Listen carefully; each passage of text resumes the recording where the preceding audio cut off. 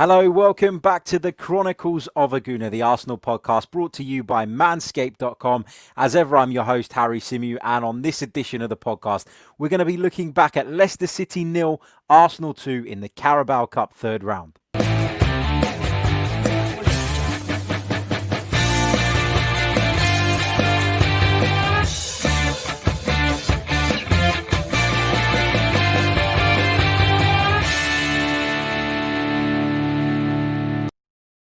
Hello, good afternoon, and welcome back to another live edition of the Chronicles of a Gooner, the Arsenal podcast brought to you by Manscaped. As ever, I'm your host, Harry Symeou, and on this edition, we're going to be looking back at the Carabao Cup victory over Leicester City. Arsenal are, of course, through to the fourth round, where they would now take on Liverpool or Lincoln. I think we all sort of have our suspicions about who that means we'll be facing in the next round. But it was a really professional performance, a solid victory. Momentum keeps on coming, keeps on building under Mikel Arteta. And on this edition, we're going to be looking at that game in particular. Now, you're probably wondering why we're streaming at this time if you're joining us live at the moment, and wondering if we're going to be streaming later on as well. We will be. This is an additional stream. The Transfer Update Show will return today. For those of you watching us live at around about 4 p.m. So keep an eye on your YouTube for that. You'll get a notification when that is scheduled. But we're looking for this afternoon. We will be doing a Transfer Update Show because, as always, there is a lot to discuss when it comes to Arsenal and the transfer window. So this show is solely focused around the game at the is it the Walker Stadium? I can't even remember if it's that King Power, bloody hell, Walker Stadium. Talk about going back a few years. But yeah, we'll be dissecting that game here, and later on we'll be talking transfers. So there will be no transfer talk on this edition of the podcast. I don't know if that's a good or a bad thing. I feel like it's a good thing. It's nice to focus on football. It's nice to talk about footballing matters without getting too bogged down in who might come in, who might leave, etc., etc. So let's focus fully on last night's game. Now, let's have a look at the two starting lineups as they were. We'll go through them. And, of course, with Arsenal's, there was plenty to discuss. Bernd Leno got the nod in goal for the Gunners. Now, we knew that Runarsson was going to feature yesterday. I'm pretty sure we said that in the sort of pre-game live that we did. But Runarsson was not a starter yesterday. He made the substitutes bench. That was as far as it went for Alex Runarsson. Didn't get on, of course. So Bernd Leno was the man in between the sticks. Back three was Rob Holding. David Luiz, who returned to the side having been a substitute at the weekend against West Ham United. He was back in the heart of that back three, and Sead Kolasinac slotted in at left centre-back. On the right-hand side, right wing-back position, it was Ainsley Maitland-Niles. On the left, it was Bukayo Saka, with Joe Willock and Mohamed Elneny in the middle of the park, with Nicolas Pepe and Reiss Nelson providing support to Eddie Nketiah, who started through the middle. Just a quick run through the Leicester City side. It was Ward in goal, Thomas, Fuchs, Morgan and Marte across the back, with Dewsbury Hall, Chowdhury, Maddison in the middle of the park, Gray on the left, or Brighton on the right, and Kelechi Iheanacho started through the middle for Leicester City. So, yeah, that was how the two sides lined up. Now, I mean, I'm going to touch on some of the sort of individual performances through this one, because if I just want to summarize the game overall, well, it was a solid performance. It was nothing spectacular. It was nothing amazing, but Arsenal got over the line. Arsenal defended well, I guess, for the most part, which is obviously something we should be taking confidence from. And without being that great, we managed to get over the line and win and progress. Slight bit of fortune in the first goal, well, a lot of fortune in the first goal, which is what set us in good stead. But we defended well after that, and of course, Eddie Nketiah added a late goal to make sure that Arsenal guaranteed their place in the next round. Now, I want to start off by talking about Bernd Leno in goal. And I've already touched on the fact that Runarsson was involved. I've said it throughout the time we've sort of been interested in Runarsson, and after the signing was made, I'm not really sure what to make of this guy. I'm not really sure where he's at in terms of his level, what sort of standard I expect from him, because the truth is he's not somebody that even crossed my mind, and I'm sure he didn't cross many Arsenal fans' minds um, you know, as somebody that could potentially come in to replace Martinez. He's here now. We've got the deal done.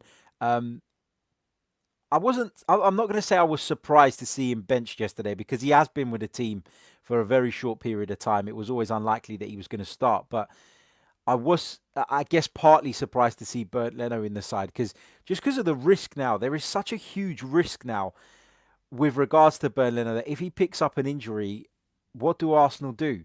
I mean, no, there is no backup goalkeeper whom I look at and have any confidence in at the moment, and that's not Runarson's fault. But based on the fact I've seen nothing of him, I can't sit here and say that I'm confident he can fill in for Bernd Leno. Um, you know, if the German is injured or in the event that the German is unavailable for whatever reason. So yeah, slightly surprised, but not surprised to see Bernd Leno given the nod, if that makes sense. Touching on Bernd Leno's performance, though, I think, every week we're going to talk about this now, aren't we? Particularly when we're in a week where Emi Martinez has gone to Aston Villa, saved a penalty in his opening um, game as the Aston Villa number one. There's always going to be this discussion around whether Arsenal made a mistake or not. And I'm not saying we have. I'm not categorically saying we have. But I wasn't exactly filled with confidence by what I saw from Bernd Leno again. And we saw the two sides of Bernd Leno, I thought, again last night. On the one hand, he pulls off magnificent saves that when you look at them, you probably think he has absolutely no right to make. But on the other hand, I still feel concerned, worried, uneasy when he comes out for crosses. Certain instances, I just look at Bernardo and I worry. And then I do ask myself that question in my head: have Arsenal actually made the right shout in doing what they did? Now, obviously, the situation is what it is. Martinez is gone now. Um, there was a bid on the table for Martinez, a bid that Arsenal felt was too good to turn down. Mikel Arteta has alluded to the fact that it was for financial reasons that Martinez was allowed to go.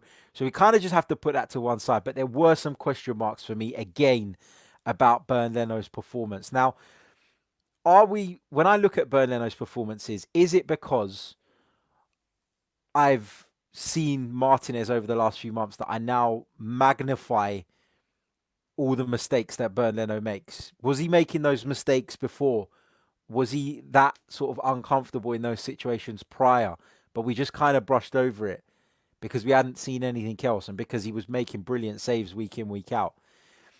When I say all this, it's easy to forget that Bernd Leno was really, really good prior to his injury and probably, apart from Aubameyang, Arsenal's best player last season. But there are elements to Bernd Leno's game that make me feel uneasy, and I saw a couple of those last night. So I don't want to get stuck on the goalkeeping situation for too long, but that's just kind of the way I felt. Makes wonderful saves, but there are still moments in the game. There are still incidents and certain situations where I look at Bernd Leno and I don't feel comfortable at all. I want to talk about, I'm going to talk about some of the players that didn't feature yesterday briefly towards the end, but I just want to touch on those who did play first, because I think that's more important. Rob Holding, again, watching him last night just reinforced my opinion that actually he isn't good enough. That, and I've said it before and I'll say it again, Mustafi's still a better option at right centre back for me than Rob Holding is. I know Mustafi's injured, and I know that can't be helped at this moment in time, and so Mikel Arteta doesn't really have a great deal of choice.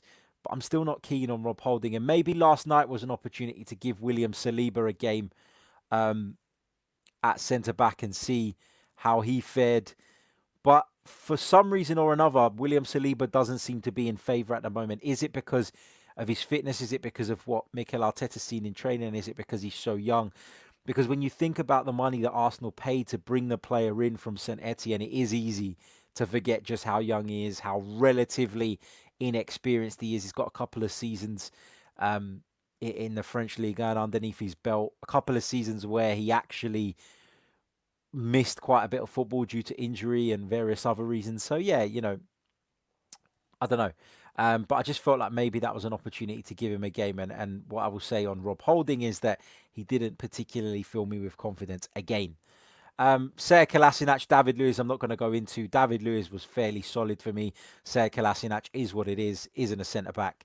Um, he's got his shortcomings, he's got his faults, but we talk about them so often. I don't want to get caught up on that.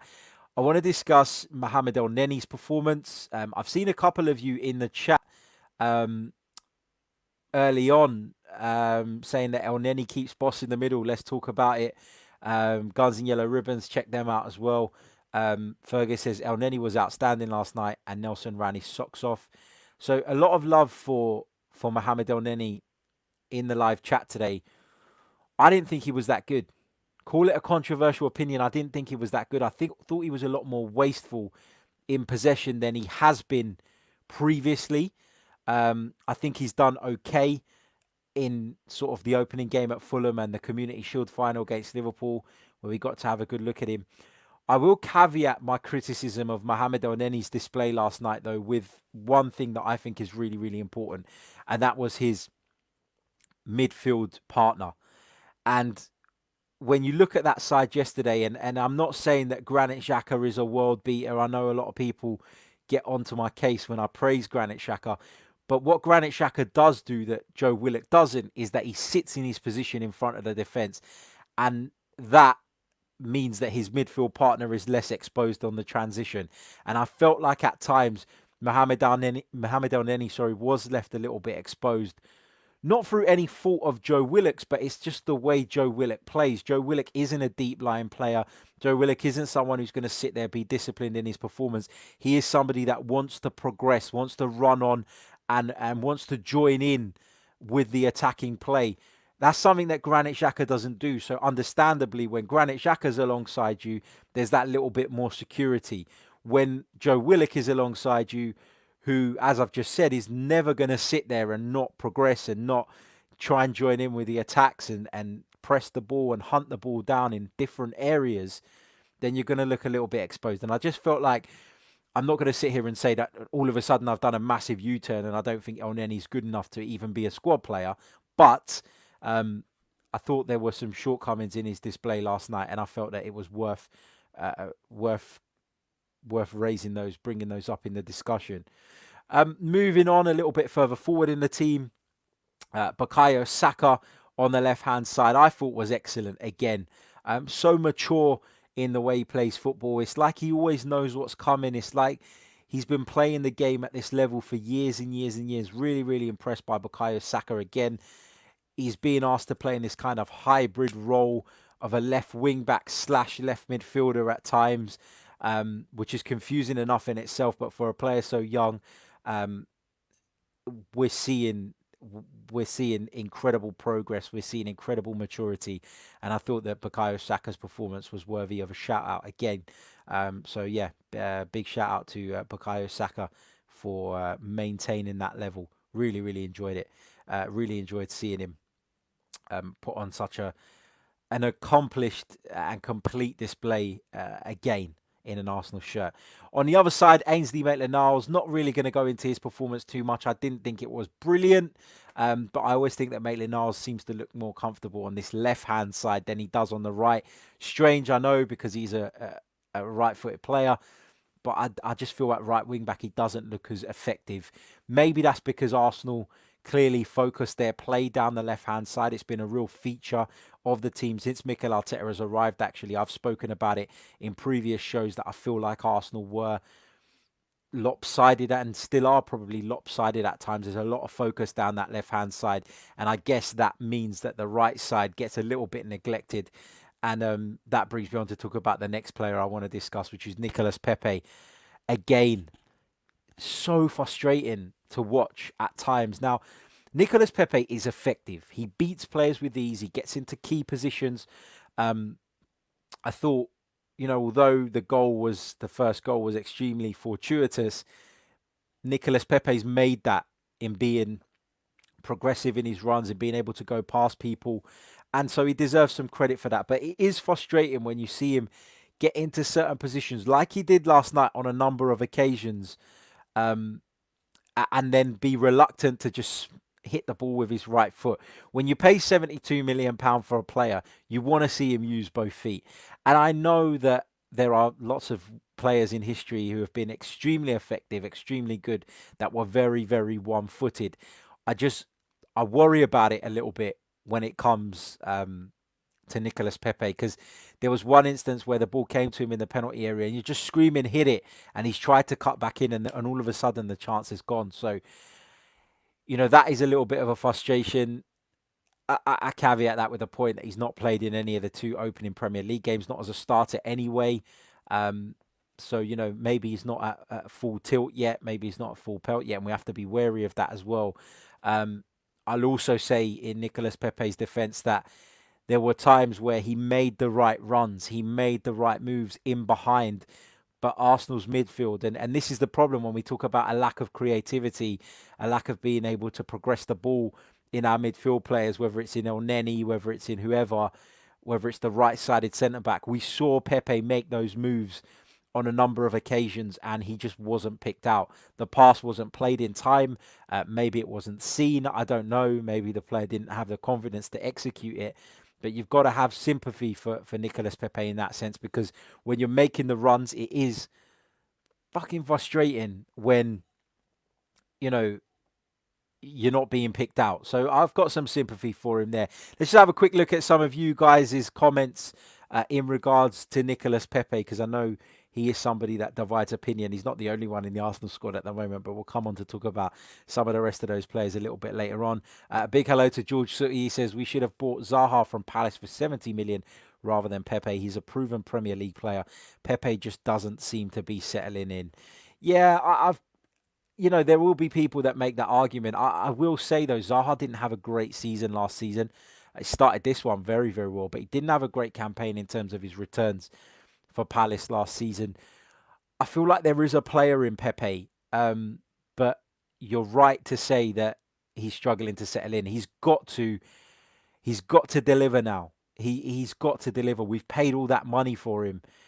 This is his second season now. There are no more excuses, and we've seen that if Willian performs, it doesn't matter if he's 32 years old and we got him on a free transfer. Mikel Arteta will pick him ahead of Nicolas Pepe, and the player has to increase his levels of performance. And again, I did make some points in defence of Nicolas Pepe, and I do believe that those are general issues that Arsenal as a team need to rectify as well, issues that are preventing him hitting his maximum.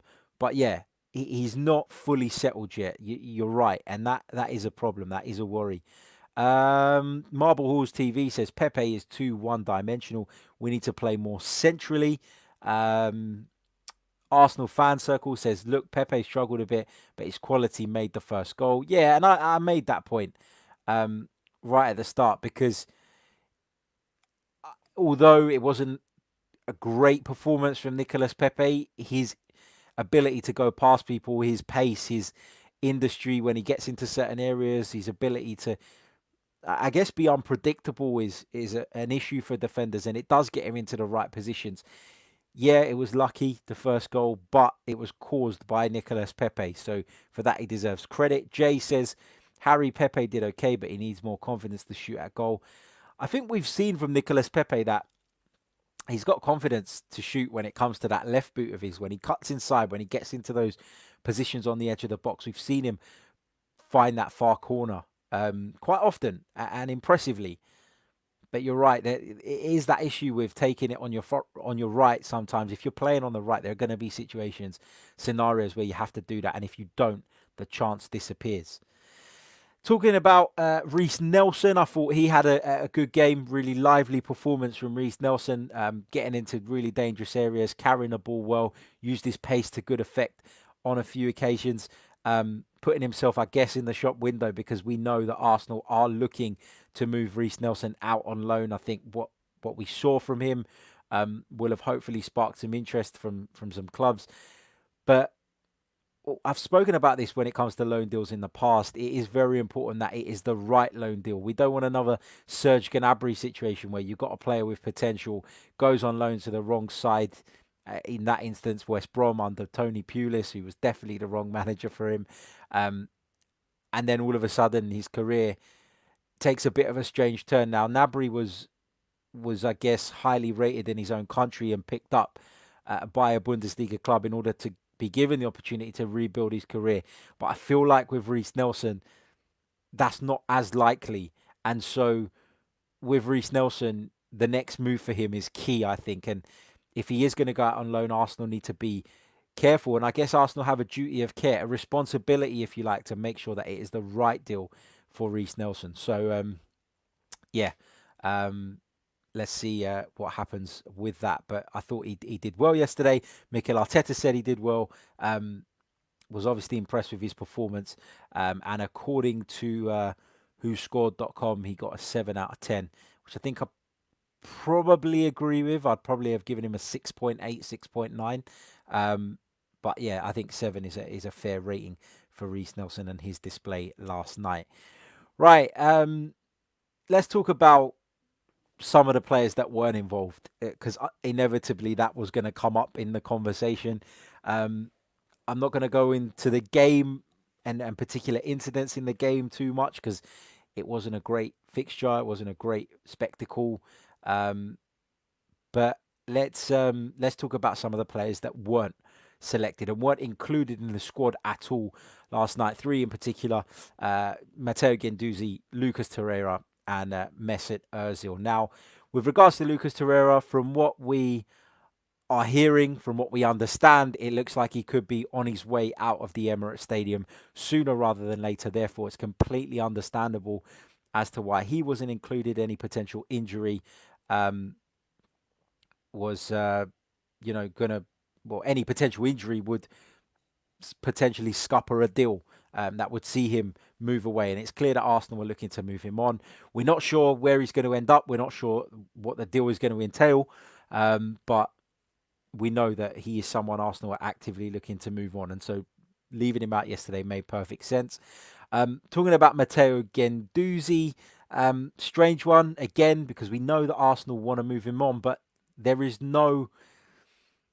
seems to be no concrete interest in Matteo Guendouzi. So was last night an opportunity to put him in the shop window again?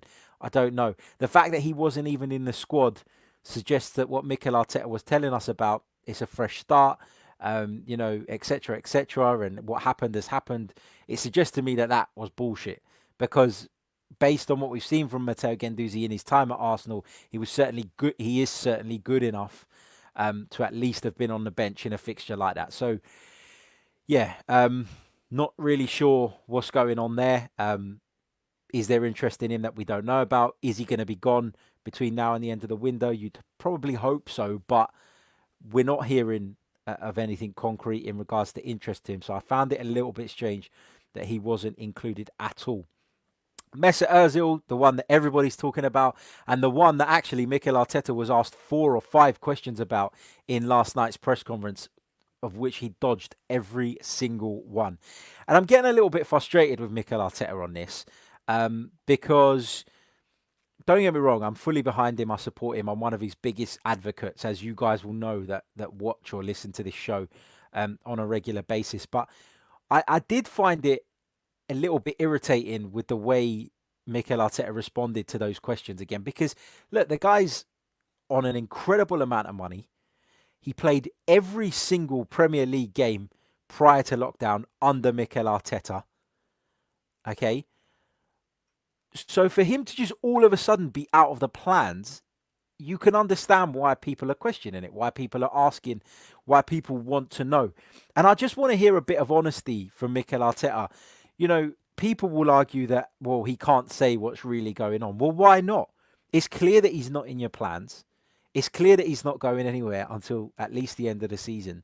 So why not come out and expose Mesut Ozil for the reasons that you clearly feel that he shouldn't be part of the team? Is it an instruction from the board? And Marble Hall's TV makes this point in the chat. I reckon it's an instruction from higher up to freeze Mesut out. Probably being told not to divulge it. Yeah, maybe. Maybe that is the case. But that doesn't stop me as a fan from feeling really, really frustrated. One of the things I've always praised Mikel Arteta for is the transparency, is the honesty, is the communication that we so desperately missed during Unai Emery's tenure, and then to just keep being fobbed off about this, it's just frustrating. Look, if you're not going to play him, fine. I've got no issue with that. If you don't think he's good enough, fine. If you don't have him as part of your plans, fine. That's cool as well. But as a fan base, we deserve to know what the actual issue is here with Mesut Ozil. You know, we got him tweeting, yeah, ready to go, looking forward to this one, and then he doesn't get included. You know, it just feels like a cloud that is hanging over Arsenal Football Club at the moment. And if Mikel Arteta was to sit there and say, well, you know, this is why, then some people will agree, some people would disagree, but we can move on from it. At the moment, it is a question that is going to keep on coming up until, until there is a resolution, until we know exactly why he is not in the side. I spoke about something the other day with regards to that I had heard that maybe it was due to appearances, that Mesut Ozil's contract was incentivized around performances, or part of it was. But yeah, the more, I said at the time I didn't know if that was true, but the more I think about it, the more it sounds and feels like that actually could be the case, because what's the other explanation? What's the other explanation for it? I don't know, but don't want to dwell on that too much. We've spoken about it. I think it was worth speaking about just because of the level of sort of controversy it caused in the press conference, because it was brought up on a number of occasions by a number of different journalists as well. Understandably, is the question that everybody wants to know the answer to, and Mikel Arteta said he understands why that question keeps getting asked, but even still, he refused to give us any sort of answer. I'm not going to try and second guess what the reason is. I'm not going to sit here and be too bothered about it, I guess. But given that he's not going anywhere, I don't see how being upfront, being clear, will damage us in any way. He's not going until the end of the season, at which he'll be available for a free transfer. So there we go. Let's see. Let's see. Maybe we'll get an answer one day as to what has really gone on there. Right. That brings me towards the end of this edition of the podcast. Quick review of the win over Leicester City in the Carabao Cup. We touched on some individual performances. We talked about what was a professional overall display from the Arsenal. Not a great spectacle, as I've said. But we got there. We got over the line. And fingers crossed, if we do, which is likely, face Liverpool in the next round, we can go get a result there as well and continue our journey in this competition. It's not everybody's cup of tea, but it is a cup. It is a title up for grabs. And it appears, based on sort of what Mikel Arteta has been saying, and to a degree the team he selected yesterday, that Mikel Arteta is keen to go as far as he possibly can in this competition. We'll be back later on today with our transfer update show. We'll be going live at 4 p.m. So stay tuned for that. Come and join me as we'll be dissecting the latest transfer reports with regards to the Arsenal. Give the video a like if you haven't already. If you're listening via the audio, do leave us a review. Subscribe to the channel if you're new as well. On our way to 10,000 subscribers. The sooner we get there, the better. And I look forward to talking to you guys a little bit later on. Until then, take care.